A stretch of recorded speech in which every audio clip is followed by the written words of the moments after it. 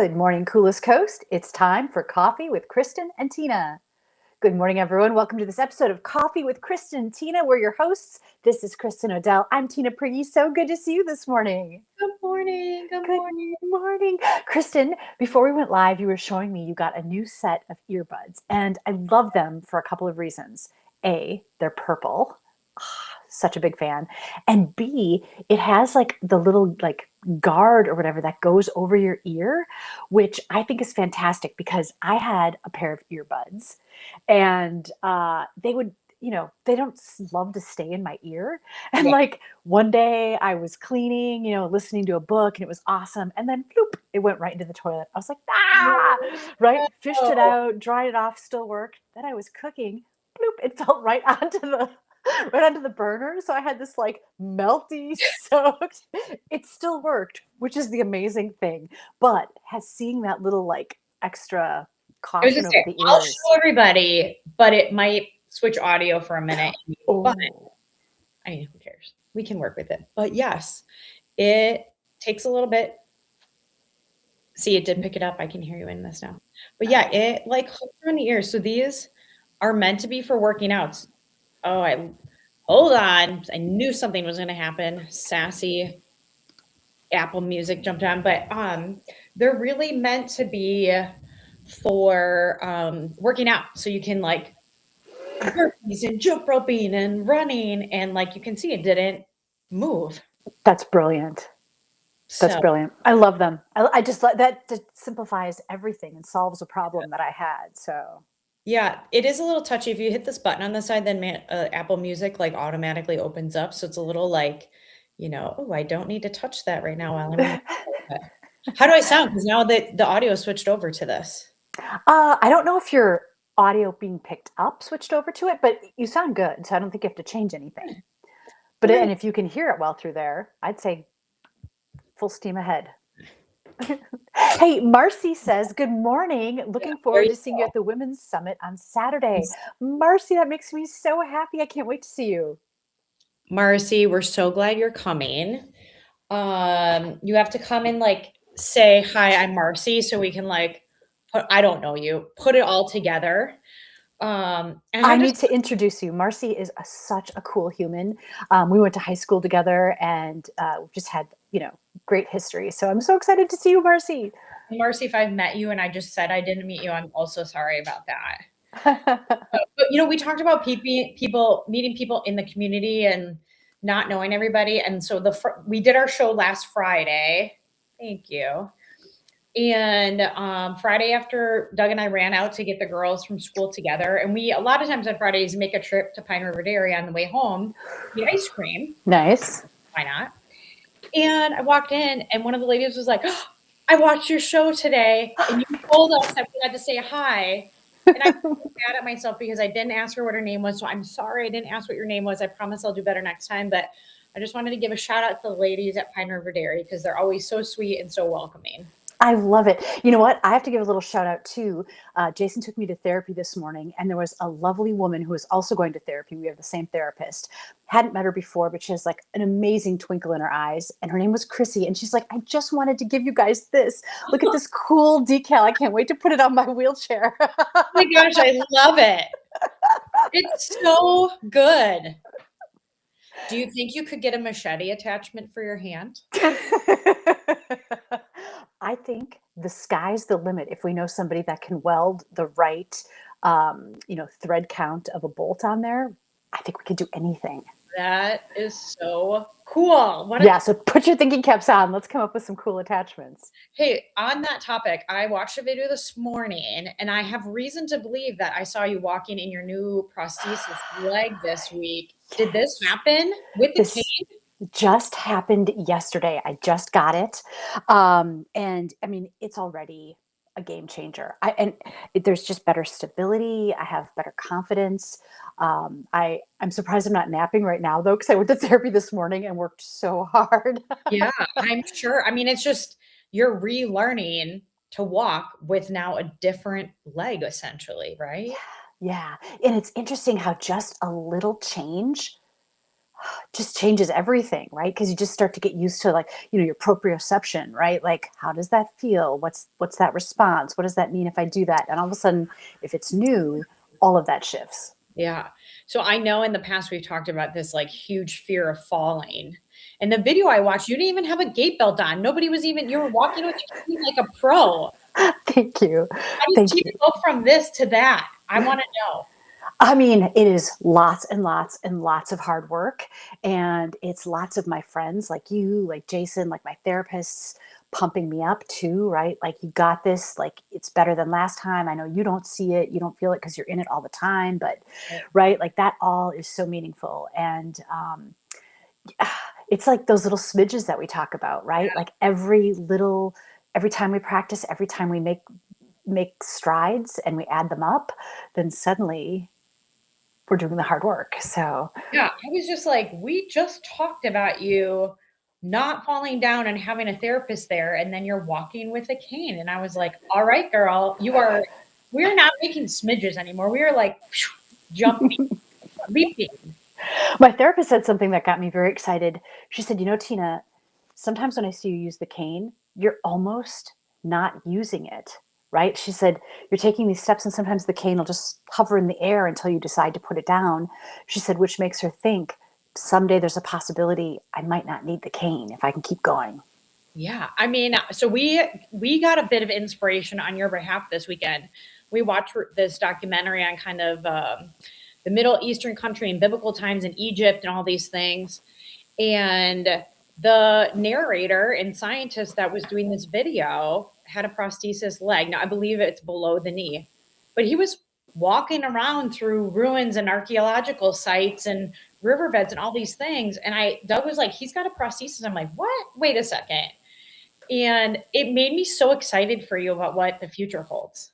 Yeah, you sent me that. And I'm so grateful because that really makes me enthusiastic, right? Yeah. To see what other people are accomplishing, because that helps me set the goal too, to know like, oh, I'm not meant to just stay here like a lump, right? Like, if I keep going, if I keep working on my therapy and all of that, like maybe someday I'll be walking around again. Well, and all of a sudden, walking onto an airplane or walking onto a cruise ship or like all of that it was possible before, but it's exceptionally possible now, right? Right, right.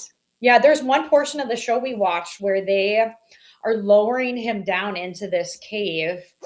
And so he's like essentially, I don't know what you call that. Spelunking, is it? And I was like, Tina could totally do that. No, no, no. I don't want to slug. Before, right? You rode camels. Like, I was like, this is her future. Thank you. Yeah. I once read a book. I know you're reading the Alice Network, which is set in like World War II and in France, right? Yeah, it kind of goes between World War I and World War II, back and forth. It's a time hopping book a little bit. So I read this book called A Woman of No Importance, and it was set in World War II. And she sort of helped with the spy network to, like, if there were downed pilots and things like that, she would walk them through the mountains to get them safely to Spain. And she was doing it with a prosthetic leg back then, right? And so I just keep thinking about that, like, if she was able to do that, right? Like, if she could walk through mountains, you know what I mean? Like, come on, Tina, you can do this. You can do it. Yeah, I mean, think about how much the technology has changed since the 1940s, let's say. Holy Right, smokes. right. I mean, was that straight up pirate peg leg back then? I mean, it couldn't have been much more than that, I right? mean, I'm seriously asking. I don't know the history of prosthetics, but Yeah, it didn't go into describing what the prosthetic was like. Good morning, Mary. Um, but yeah, and I also don't know if she was above the knee or below the knee. right. And that does make a difference. It's a little easier if you're below the knee and you still have the power of your own knee to work Correct. That's correct. on your behalf. But But still amazing. so what do you think of the book you're reading, The Alice Network? It's so good. I'm like about halfway. I think I was 44% when I started reading. Tina and I read in Kindles and listen, so we know how far along we are. It is both so good that I want to just keep reading and see what happens. And then at times I am like queasy to my stomach for these women, especially the main character. I just like feel sick sometimes about some of the things she has to do. And so it's complicated. It is complicated. Yeah. Yeah. Viewers, has anyone else read the Alice Network? What are your thoughts on it? Yeah. And I mean, I feel like if you have read other books, Beneath the Starlit Sky, or The Women was another one that I just had that very bizarre, like, I need to keep reading this. I owe to the women that experience this to read this. And at the same time, like, this is so hard to read. So, yeah. I love the takeaway about the fortitude of women. Yeah. Like, and so often it's like unsung or unnoticed, but like, man, women really step up and do some of the hard work. Yeah. And I mean, just for context, these ladies, like, they're carrying pistols, they're being spies, they're doing super gritty things and living on their own, very independent. And I love my marriage. I love my husband. I love that partnership and how beautiful it is, but it does inspire me to be like, no, I can do tough things. I can put my head down and do it. Yeah. I like to think that if I had landed in that point in history, that I would have, stepped up and been working right along with them, right? Yeah. And I mean, so much of this time period depends on who you were in that time period, what your nationality or religion was in that time period, right? And some people had a choice and some people didn't. And so, yeah, Yeah, just that historical snapshot too is tough, right? yes. So, and I'm thankful people are writing books about it. I don't know. I wasn't a big, history, social studies student in middle school and high school and beyond. Like, it just wasn't something that I was passionate about. And so just being able to learn more about that time period and the perspective and the things that happened, even though it's through historical fiction, I think has been so valuable for me in terms of like solidifying history in my mind, the things. I totally agree. Yeah, I totally agree. It didn't, yeah, having the stories around it helps understand so much more. Like, for example, the movie Casablanca, I always had a tough time understand. I didn't understand like what Vichy France versus occupied France versus, like the Free France movement. I just couldn't keep it all straight until I read a couple of these books. And I'm like, oh, I see what's going on. Then I went back and watched Casablanca and it had a whole new depth and like clear understanding. I was like, oh, this is a really good movie. That's so interesting how that happens. Yeah. So yeah, I'm thankful for it. I see Mary commented on, she reached out to me the other day about the Women's Summit and just said, hey, is there anything I should know? And she was so sweet. And so we're so excited to see our friends this weekend at the summit. And just in case you haven't seen the poster, I think Becky was going to send an email maybe today, but water bottle, a yoga mat and a blanket or 2 blankets, comfy clothes, and your beautiful self. That's all we need.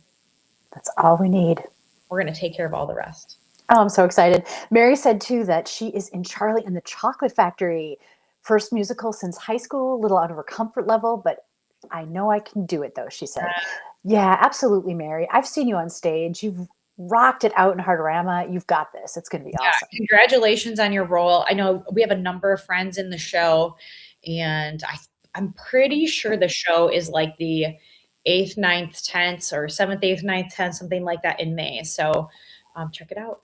What a great like Mother's Day kind of activity that you could do. It's a cute show.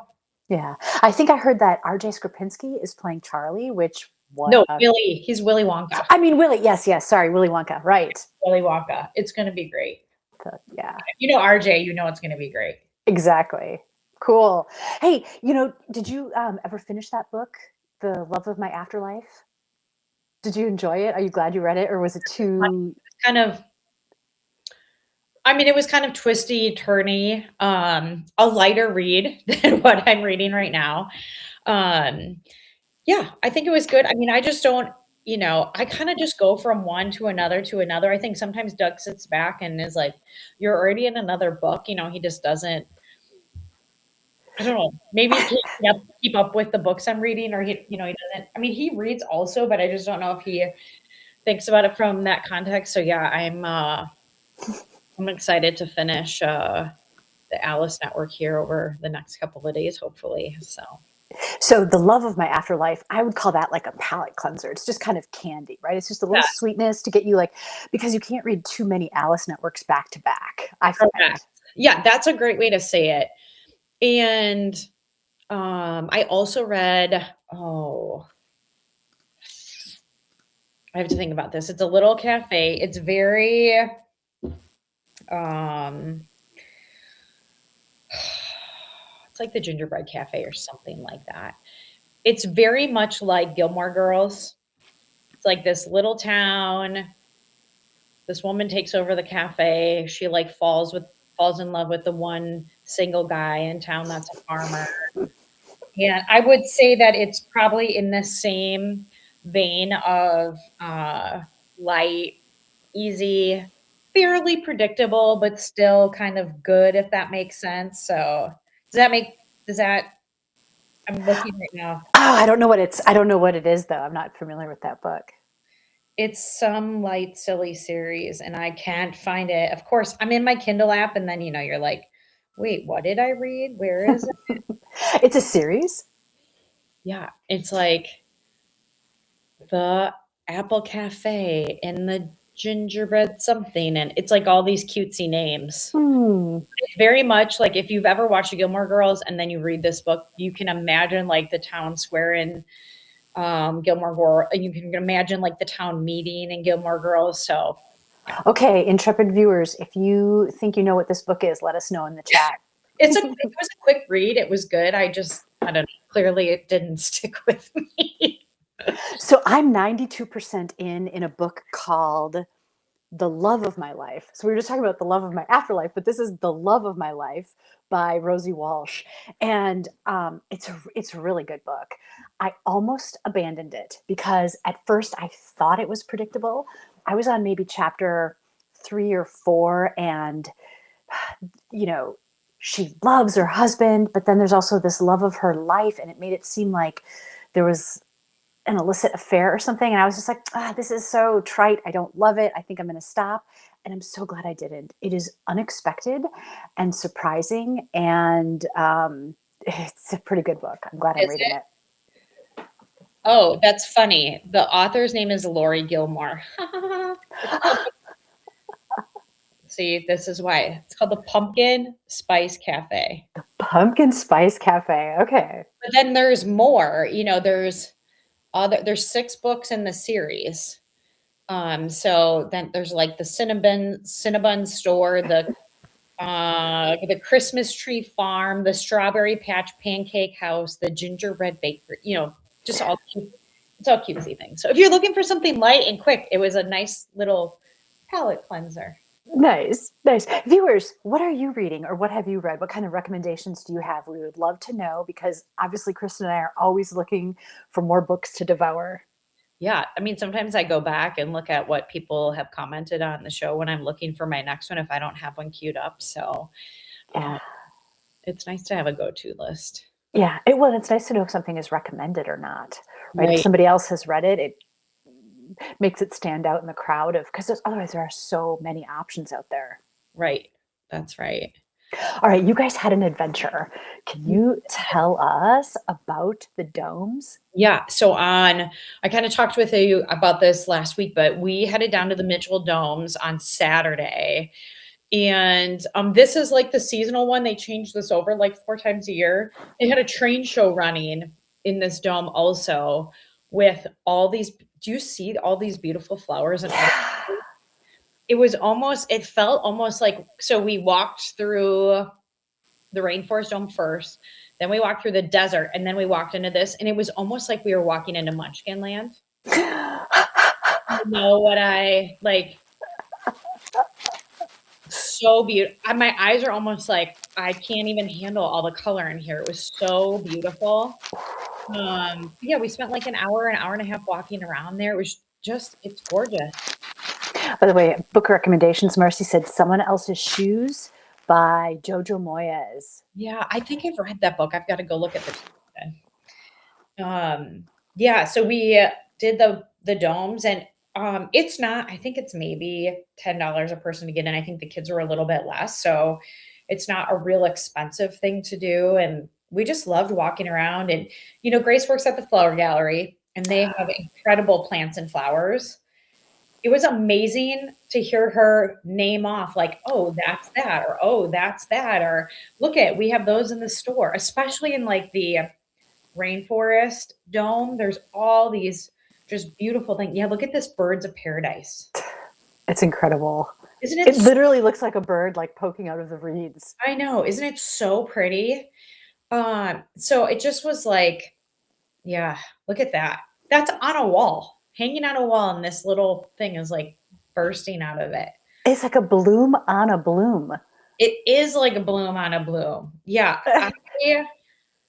I think she knew what those were. I can't remember, but I feel like I want to know if the pink part is a bloom itself, or is that just always there and then just the other thing pops out? Yeah, at first I thought it was a butterfly sitting on that blossom, but yeah. Let's see. Cindy said, I'm intrigued by stopping the reading of books after you've started. For some reason, I'm not able to do that, even if the book may not be great in my final opinion. Oh, okay. So I think what Cindy is saying is that even if she's reading a book that she doesn't love, she's not able to stop. So that Tina and I come from different camps on this. I'm also a finisher. There's been just a very short number of books I've actually stopped. I'm like, I can't do this because I have achiever and I need to finish things. And I don't know. I think it's as I've gotten older. I used to feel that way. Like I would be like, I need to know what happened, even if I don't like it. Yeah. But I've come to the realization that time is precious and limited. And so if I'm watching something and I don't care for it, I'll stop. And if I'm reading something and I don't care for it, I'll stop. I was actually just reading 2 books that one I was almost done. I'm like, okay, I get the point.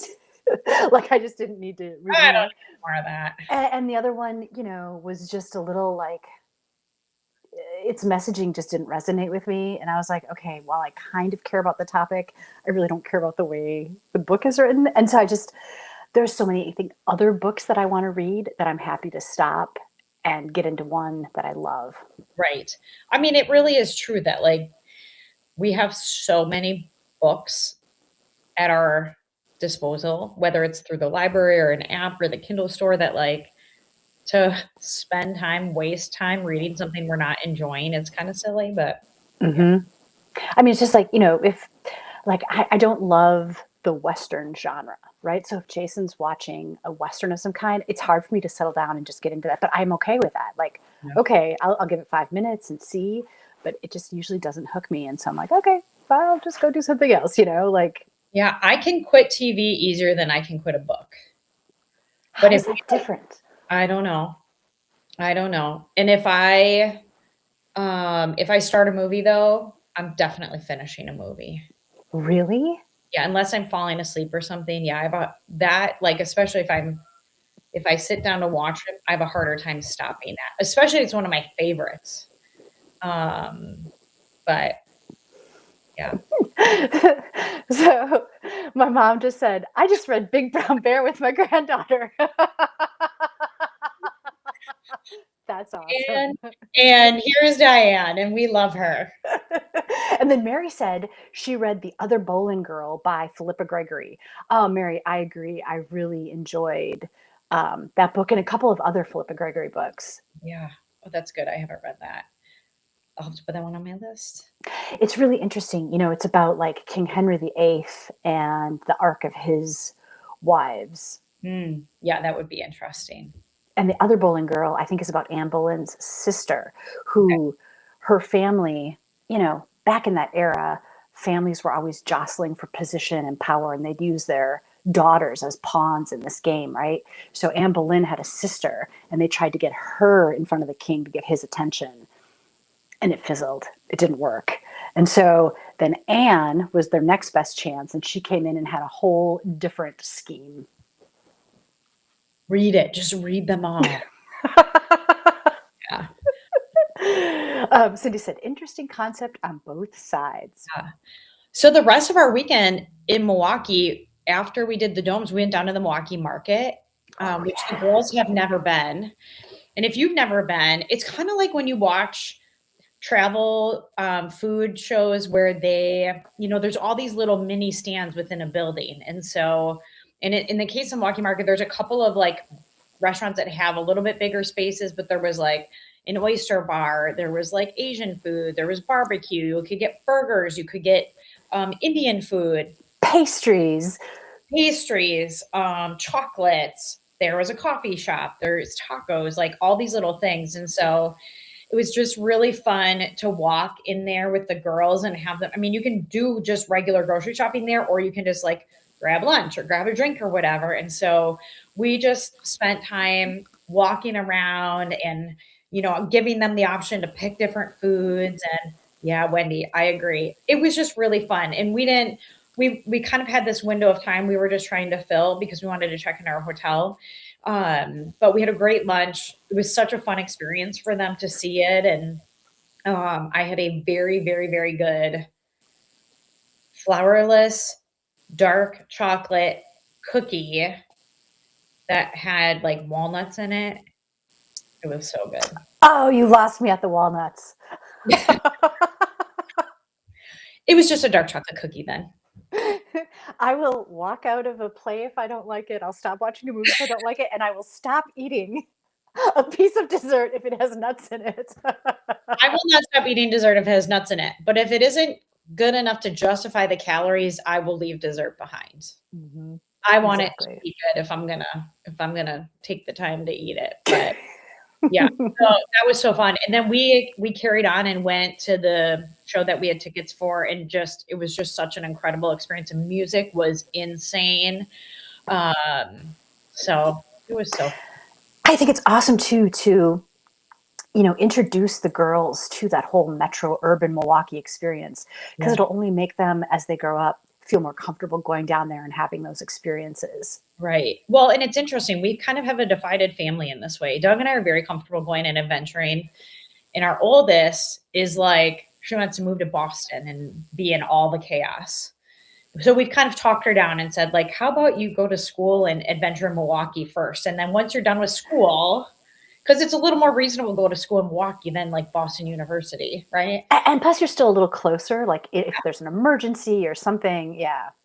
Where the other two, even like walking in the Milwaukee Market was very busy. We're a little bit more like, can I hold your hand? I want to be a little bit closer, just not as comfortable with it. It's a little bit outside their comfort zone. And so, just telling them like, this isn't a place. Yes, you can stay close to us. That's a good idea. We should stay together as a family, but like, you don't have to be worried here, right? Like everybody is shopping and eating and just having it. I mean, the energy was just like incredible and fun inside. And so like, just take it in. There's so much available, from food and treats and drinks, and just like take it all in and find what you want out of it. So did your oldest always have that adventurous, willing to go far spirit, or when she was younger, was she more reserved too? no, I think she's always had that a little bit. Like, I think the really defining moment for Doug and I was like when we went to Punta Cana. And if you've ever gone, you walk out of the airport there and it is like chaos. Uber rides, taxi guys, yelling, helpers with luggage, the whole deal. And Grace was like, this is awesome. So you, as a parent, like, we want to kind of like continue to expose her and give her opportunities to see that and feel that, so that when she's ready to fly, because she's going to fly somewhere, that she has all the tools she needs to go off and do what she loves to do. And at the same time, still support the other girls that maybe are not as comfortable with it. And I think, at some point, maybe they will be comfortable with it, or maybe they won't, but at least they will have had the exposure to say like, yep, I tried that. Marcy said, didn't your mom say something like that as you rode off through the desert, Tina? Yes, thanks for remembering that. It's true. Like, as a parent, sometimes it's hard to understand how your child could want to venture so far. Yeah. But it's just important to give them the tools, the toolbox, so that they can, if that's what they want to do. Right. So, we even have some travel coming up. We'll be going through airports, and like, sometimes we're just like, okay, we are going to you're going to go through security on your own. You're going to, kind of walk ahead of us. you can lead the way. Show us, where would you get your bags? How would you do this? And we just have her practice it. And, we're kind of at the point now where like, I think we could easily put Grace on a plane, drop her off at like a security checkpoint at the airport, and she would do great. Yeah, that's awesome. So yeah. I remember, I think Teak was in like 5th grade and we got him his first passport. And we wanted to give him that like sort of international travel experience because we knew eventually we wanted to go to Japan as a family, but that would be a whole, you know, more serious travel experience for him. So we're Right. like, you know what? Canada is 5.5 hours north. For Memorial Day weekend, which was my birthday that year, we're like, let's just go get a slice of cake up in Canada. So we went up there. We got to use our passports. He got to experience what it was like going through customs and immigration. We took him to the currency exchange so he could like see what that was like. Took him to a convenience store and said, okay, here's your money. Like, you got to figure out what it costs and see what they give you for change. And it was just, and I think we created like this international monster because now when we took him to Japan, he was just so comfortable. When we were in Tokyo, we would show him on an app, like, okay, these are the trains that it's telling us we should take. We just have to figure, he's like, just follow me, just come this way. He like was so comfortable and just had such a good grasp. It astounded me. Yeah. I mean, and there's some like level of intuition that kicks in there, right? Yeah, I mean, I'm always impressed. Like, Teak has now been to Europe a couple of times and Japan on his own, planned his own trips, like doing his own thing. Like, how awesome. I mean, I know it's still terrifying to have your kids traveling around the world, but like, isn't that exciting to see him doing like what you and Jason both have done before? Yes, and especially because he was like your littles for the longest time. Like his friends would ask if he wanted to sleep over. Nope, he liked the comfort of his room. Grandma would say, "Come and sleep over." He'd be like, "Nope, I want to go home." I thought, "Oh, he's never gonna have the travel bug." And Right. yeah, And now he does. He just settled into himself. yep, had to Yeah. come to it on his own terms. There's amazing things to see in this beautiful planet we live on. Why not adventure a bit? Yeah, and it's a great opportunity to read while you're traveling. Ta-da! Oh, this was so fun. Everybody, thank you so much for participating in the chat and having this great start to a Wednesday morning with us. You know what? I was at my mom's yesterday, and she has this almond joy recipe card sitting on her kitchen table. Oh, yes, And she was please. like, "Oh, that's for Tina." And I was like, "What? I don't even have that recipe." So I took pictures of it. She's like, "Well, I would write it out for you." Aw. I was like, "Nope, a picture is good, then I have it." But then she was like, "I'm just gonna bring it for Tina on Saturday." I'm so excited. That's right. We all get to be together on Saturday. So that was just I like a love fun it. little like, "Oh, that's right. I'm so glad. I'm so glad she's coming. I'm so glad you're gonna be there." I'm so glad my mom's coming. It's going to be awesome. Yes, it's gonna be a really great time, and I'm We excited. know Mary's coming and Marcy's coming. Oh my gosh, it's going to be too cool. By the way, I'm pointing over here because this is where comments are. I know that I realize that means nothing to any of you watching. It This was is a really cool move, though. Look at all the comments over here. Woohoo! Woohoo! Just strike a really funny pose as we sign off. And that'll be our show card next week. There is no show next week. Oh, right, right. Okay. No show next week. No show next week. All will be revealed on why there wasn't a show next week. Okay. The following week. Stay tuned. We'll be back. All right. Oh, and Cindy said she'll be there too. Cindy, that's awesome. Very Awesome. cool. Okay. All right. Thanks for joining us for this episode of Coffee with Kristin and Tina. Kristin Odell. I'm Tina Prigge, signing off. See you later, everyone.